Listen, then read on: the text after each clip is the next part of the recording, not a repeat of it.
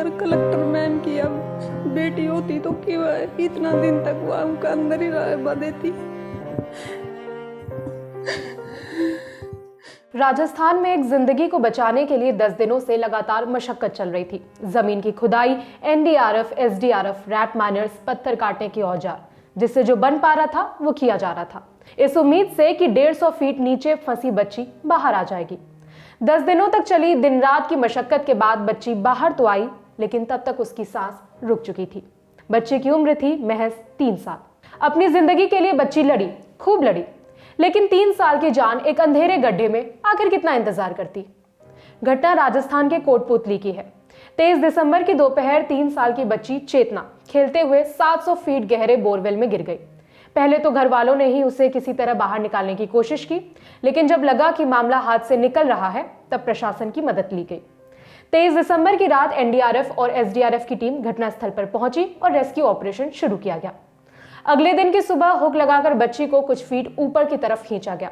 इसके बाद खुदाई के लिए गुजरात से मशीनें मंगवाई गई। तीसरे दिन रैट माइनर्स की एक टीम बुलाई गई। इन सबके बीच खुदाई का काम लगातार चल रहा था। हालांकि ये डर भी बना रहा कि मशीन के वाइब्रेशन से बच्ची कहीं और नीचे न धंस जाए, इसलिए बोरवेल से 10 फीट दूर पाइलिंग मशीन से एल शेप में मिट्टी खोदने का काम किया जा रहा था। चौथे और 5वें दिन बारिश की वजह से रेस्क्यू ऑपरेशन में कई बार खलल पड़ा। इस बीच गड्ढे में कैमरा डालकर एलईडी स्क्रीन की मदद से सारा काम मॉनिटर किया जा रहा था। छठे दिन जो लोग नीचे टनल खोदने का काम कर रहे थे वो ऑक्सीजन सिलेंडर लेकर नीचे गए। हर घंटे नीचे काम करने वालों की अदला बदली भी की जा रही थी। 7वें और 8वें दिन माइन एक्सपर्ट्स और दूसरे विशेषज्ञों को बुलाकर ड्रिलिंग का काम किया गया। 9वें दिन एनडीआरएफ टीम के प्रशिक्षित जवानों को नीचे उतारा गया। वो बच्ची तक पहुंचने की कोशिश में लगे थे। फिर 10वें दिन यानी कि 1 जनवरी को टीम बच्ची के पास तक पहुंची। हाथों से मिट्टी हटाई गई और बच्ची को ऊपर लाया गया। चेतना को बाहर लाने में पूरे 10 दिन लग गए।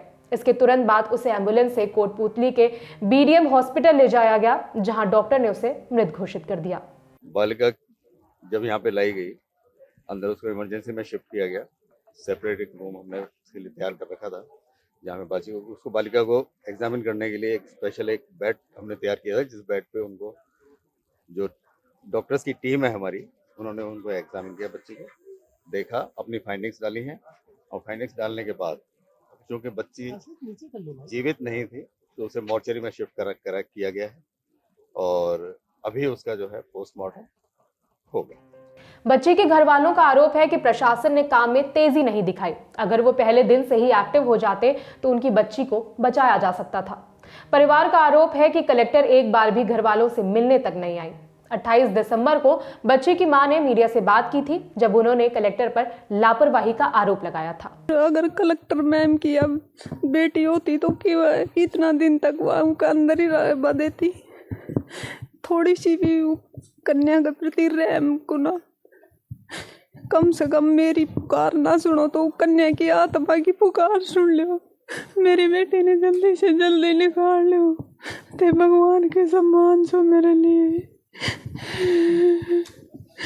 कलेक्टर मैडम इतनी लापरवाही क्यों बरत रही है मेरी बच्ची के लिए?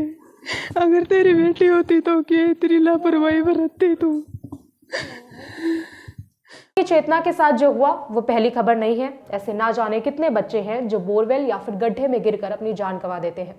खबरें आती हैं, चर्चा शुरू होती है, कुछ दिनों तक प्रशासन पर सवाल उठाए जाते हैं, फिर सब कुछ भूल भाल कर लोग अपने कामों में व्यस्त हो जाते हैं।